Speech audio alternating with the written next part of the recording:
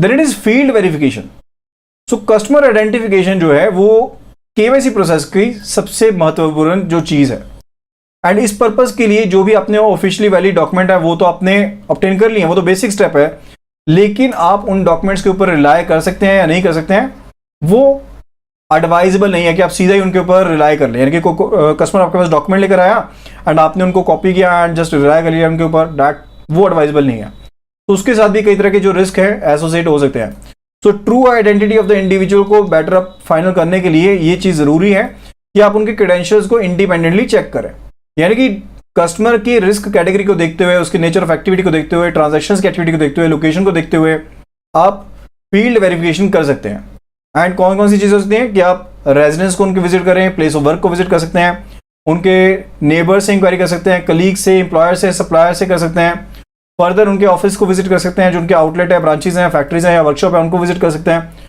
Further जो उनके customer हैं या फिर सप्लायर हैं जो बैंक के एसोसिएट हैं, उनसे आप इंक्वायरी कर सकते हैं। एंड अगर आपको कोई अनयूजुअल या फिर अबनॉर्मल कंडक्ट या पेनेस मिलती है तो उसके बेस पर आप पर्टिकुलर ड्यू डिलिजेंस को फॉलो कर सकते हैं। Then it is other modalities of customer due diligence, कि और कौन कौन सी चीजें हैं जिनको आप कस्टमर ड्यू डिलिजेंस में कवर कर सकते हैं।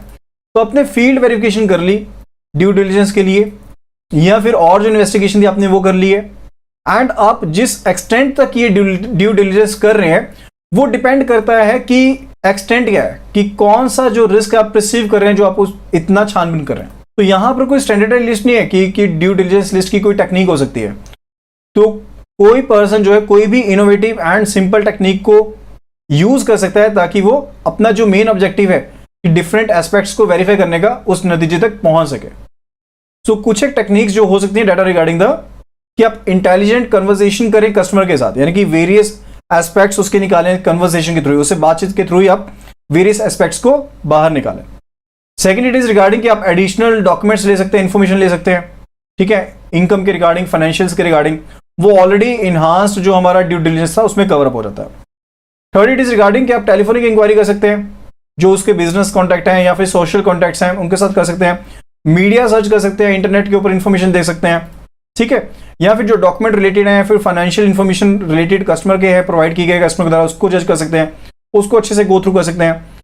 या फिर जो भी इंडस्ट्री के कैरेक्टरिस्टिक्स हैं या फिर जो एक्टिविटी जिसमें इंडल्ज है कस्टमर, उसकी इंफॉर्मेशन को जांच दे सकते हैं, या कस्टमर ने जो टर्नओवर शो की है या फिर जो फाइनेंशियल डाटा शो किया है उससे इंडस्ट्री के लेवल डाटा से मैच कर सकते हैं। एंड ये जो चीजें ज्यादातर की जाती हैं ये हाई लेवल रिस्क कस्टमर जो रहते हैं उनके केस में की जाती है।